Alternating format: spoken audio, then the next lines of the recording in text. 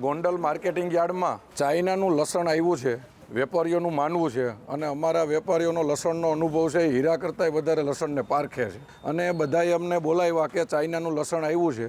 જોકે કાયદેસર આ માલ દાણચોરીનો ગણાય, કારણ કે ચાઇનાનું લસણ ભારતની અંદર બેન્ડ છે. અને અમારા વેપારીઓને એવું રજૂઆત છે કે આ દેશ લેવલે યોગ્ય નિર્ણય લેવો જોઈએ કે આની ઉપર કડક કાર્યવાહી થવી જોઈએ. અમે આજે રાજ્ય સરકારમાં માન્ય મુખ્યમંત્રી શ્રી ગૃહમંત્રી સુધી અમે રજૂઆત કરશું અને ભારત દેશની અંદર જ્યાંથી આ લસણ ઘૂસતું હોય એને બંધ કરવું પડે, કારણ કે આ માર્કેટિંગ યાર્ડ ખેડૂતોના માર્કેટિંગ યાર્ડ છે અને ખેડૂતોના નુકસાનીની ભોગે કોઈ પણ આવી પ્રવૃત્તિ ચલાવી લેવામાં ન આવે એના માટે અમે રાજ્ય સરકારને અને કેન્દ્ર સરકારને કડકમાં કડક રજૂઆત કરશું, કારણ કે વેપારીઓની લાગણી અને માંગણી પોતાના માટે નથી, આ રાજ્યના ખેડૂતો માટેની માંગણી છે.